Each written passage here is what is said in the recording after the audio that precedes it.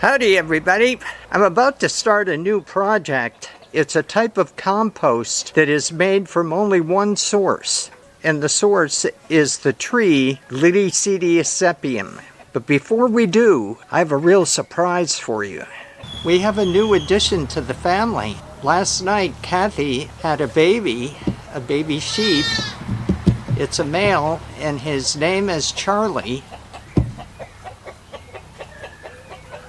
His father is Sammy, the white sheep that we have. Sammy is half Dorper breed and half Katahdin breed. And Kathy is a Katahdin as well. And so this one here has a little bit of Dorper in him. I wanted to get around here so you can see his face. He's extremely cute.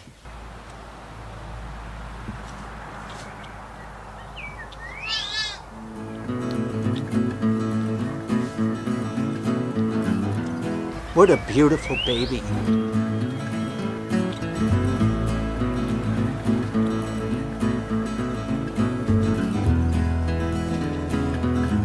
Okay, so that's the new addition to the family. Here's Iron Man out here. All of these males that we brought up, they're all part of the superhero group Iron Man, Spider-Man, Batman and Robin, and then Cotton. They still haven't gone up to the house yet. I'm still trying to get them to go up there, but they haven't gone up yet, but I'm gonna keep trying. So this tree here is a small version of Gliricidia sepium. You can see the leaves. Now this tree, all the new growth here is green. This tree is loaded with nitrogen. It's a nitrogen fixer. I've made other videos about this tree using it for chop and drop, but now we're actually going to make compost using only this tree. It's a multi-step process, and the first step is pollarding the Gliricidia sepium tree. Now, I've made other videos about pollarding, but this is just a step. We're not chopping and dropping, we're chopping and collecting. So this tree has been pollarded before. It's not big yet, so it's already achieving the goal that we have for pollarding, which is to get the tree to spread out its canopy. Not to go up, but to go out, because that provides a shade in the summer. So I'm just going to chop a little bit of this, and that's it for this tree. Now the next tree is a different story. It too has been pollarded in the past, so it is spreading out, but it is also growing up. So we're going to take some of this stuff that's growing up here. There's a bunch of Gliricidia sepium trees here, so I'm going to be working on all of it.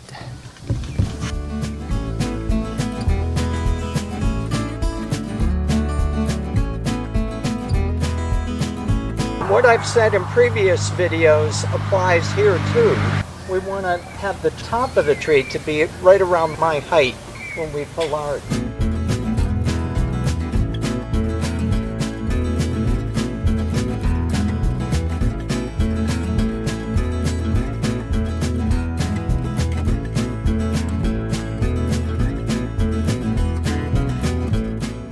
Okay, so that gives you an idea of what we're going to be doing.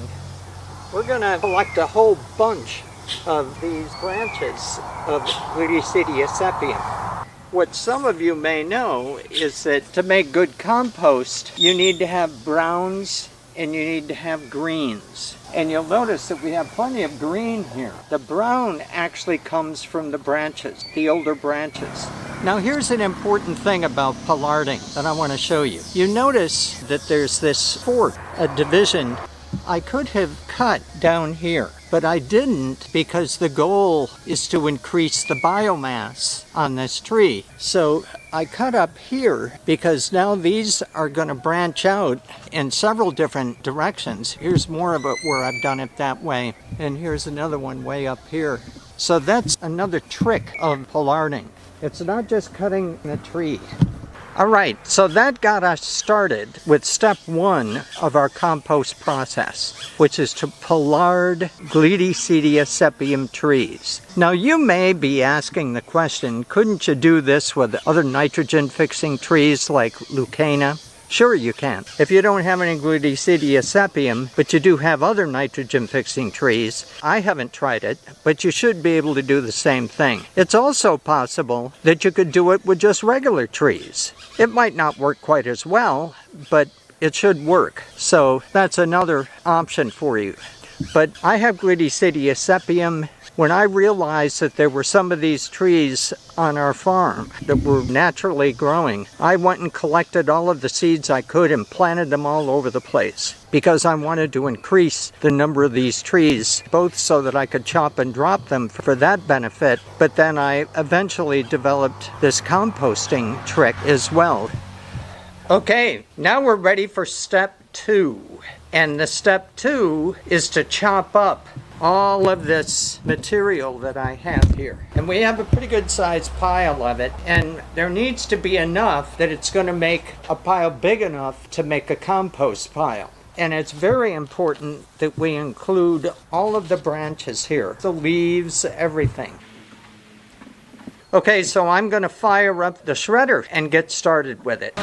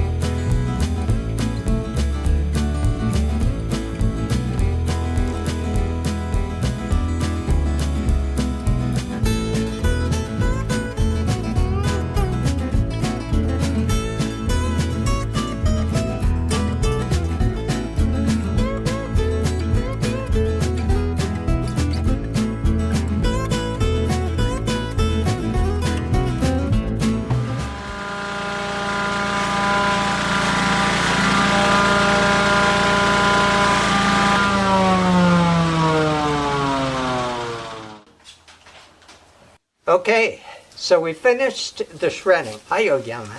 This is Oyama. She's a beautiful girl. So we finished the shredding. And so let's take a look at the pile real quick. Now we have a good amount of material here, and I'm going to shovel it up so that it's more concentrated in a pile. At first glance, you may say, wow, you know, you have way too much nitrogen. Your pile is going to catch on fire. Well, it won't. I have experience with this. It won't catch on fire. This is the tropics. Things happen much faster here, particularly decomposition. Trust me on this. Just stay with me, because we're going to go to step 3 next. Howdy everybody. We're here at step 3 of the special composting process using the tree Gliricidia sepium. Step 3 involves aggressive turning of the compost pile. We pollarded the Gliricidia sepium trees, and on the same day we took the branches and chopped them up. Step 3 is to let the pile cook. But really, within step 3, we have to do something very important, and that is aggressive turning of the pile. In regular compost, like the Berkeley method, you're going to wait for 3 days, and then you'll do your first turn, and then you'll do another turn every other day, and after 17 days, your compost pile usually will be ready. Well, that doesn't work here. We're in the tropics, and things decompose a lot faster here than they do in the temperate region. So we're doing an aggressive turning of the piles. We chopped up the material. We let it sit for 24 hours. And then I went in and turned. And I turned every day after that. So now I'm on day 5, and I'm going to continue turning until the heat of the pile goes down. When the heat of the pile goes down, we'll move into step 4. Now to start out the process, I like to scrape the top layer down because that is the layer that is the driest in the pile. So I'm going to scrape this down like this. I don't have a lot of space in here to move the pile and then to move it back. So I take this top layer and I put it in this garbage can temporarily. What when I reassemble the pile, I'm going to put this on the bottom. This is the driest material in the pile. So we want to make sure that we have an even distribution of moisture, or at least as even as we can. The rest of it is simply moving this stuff out of here and then reassembling the pile again.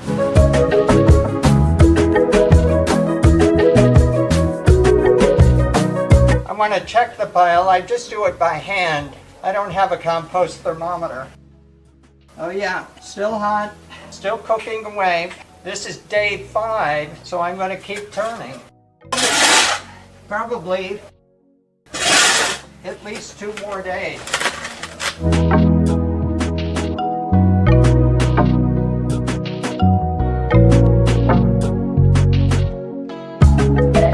Okay, now I'm going to reassemble the pile, and the stuff in the garbage can here is going to go first on the bottom, and I'm going to water the pile as well. The other thing that's important when you're turning the pile is to make sure that you fluff up the material, to make sure that there's plenty of oxygen in the pile. You don't want it to go anaerobic. Now we're going to put this top material back on the bottom, and that's going to form the new base layer.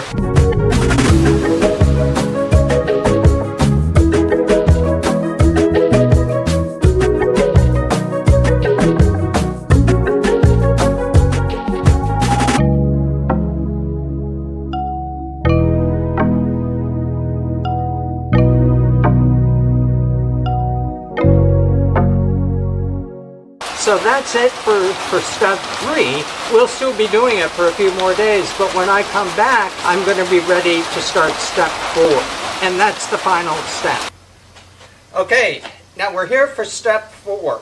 The pile is not really cooking anymore. Let me emphasize that this is pretty good compost right now. Step 4 is kind of optional, but if you stick with me, you'll see it's really cool.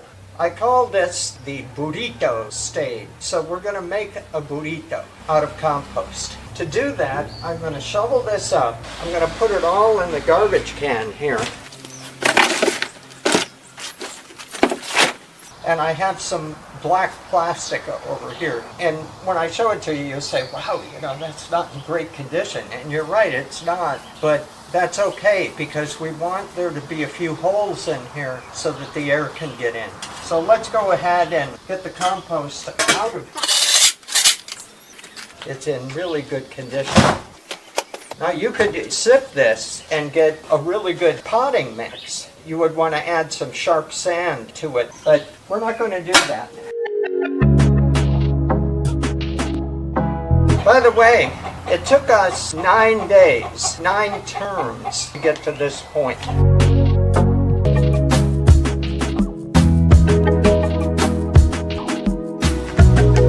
All right, so I've moved the garbage can over here, and I'm going to dump it on the black plastic, and then we're going to wrap the burrito. Now obviously we have to spread it out a little bit. We do want it to be somewhat thick, but not too thick. Kind of like what you would do with a burrito.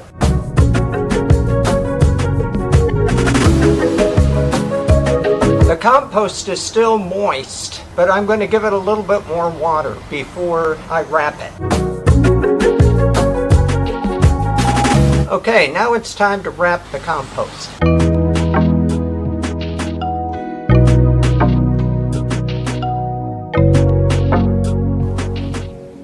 Okay, so there you have it. The burrito is wrapped. We have some stones on top of it so that it won't unwrap. In about a week, I'm going to come back here and you'll be able to see it.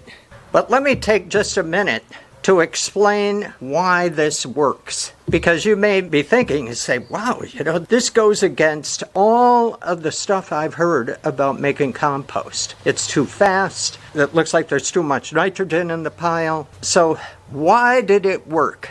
Well, I am an avid reader and I watched quite a few YouTube videos about homesteading and farming, and mainly because I'm really new at this and I need to build my knowledge base. So the idea of using wood chips was really popular. A couple of years ago, if you use wood chips, you lay them down, you put a fairly thick carpet of wood chips. In a year or two, you wind up with some really good soil. One of the downsides of using wood chips is that the wood chips absorb nitrogen. And so people will say, yeah, you put the wood chips down there and it absorbs all the nitrogen in the soil and you basically can't plant anything. You have to wait those 2 years for the wood chips to break down. Well, a light came on in my head when I heard about this. I said, wow, what if I take the Gliricidia sepium and chop up the branches so there's going to be wood chips in there with it? The wood chips will absorb the excess nitrogen that's in there. And then when I apply the compost later on, it will release that nitrogen like a time-released fertilizer. I haven't tested this scientifically, but I know anecdotally, because I've done it several times now, that it does work. I plant in this. I planted vegetable gardens only in this. And the vegetables have grown well and been good. It's a really interesting thing. And it's probably the biggest reason that the pile didn't catch on fire. The wood chips are absorbing a lot of the nitrogen from the leaves and stems of the Gliricidia sepium tree. And so they're holding that nitrogen. So that's why this works. That's why the pile didn't explode. That's the reason that I got compost in 9 days instead of 17 or 18. So, okay, I'm going to see you in a week and we'll see what the burrito looks like. Okay, it's been a week since we made the compost burrito right here. And so now it's time to open the burrito and see what's going on in there. So let's get to it. Oh yeah, beautiful. Okay, let's get in here close. So now what we're looking at here is fungi. These are fungi hyphae, these white things coming out here. That's what step 4 is designed to do, to allow the fungus to propagate and begin to chew up the pile again. So for those of you that may be a little confused, let me explain to you what actually happened here. We cut the Gliricidia sepium and then we chopped it up, and almost immediately microorganisms began to decompose that material. Well, one of the first microorganisms to do that is fungi. When you start with the pile, it's cool, and then the heat increases and increases, reaches a peak, and then will go back down again. So at the beginning of that, it's fungi that are doing most of the work. And then bacteria come in, and it's different types of bacteria that are more thermophilic, meaning that they can deal with the heat. Not all bacteria can do that. And so the ones that start the decomposition process don't last very long. They die off. And other bacteria come in and take over that are more thermophilic. And what happens is there's a lot of nutrient in here. And so they reproduce. They keep reproducing and reproducing. And the action of them decomposing is what creates the heat. But it also is due to the population increase. So if you started out with, let's say, a population of 10 individuals, and you stayed with those 10 individuals, the pile would never get hot. It's only because the population increases and the activity is intense that you get the heat.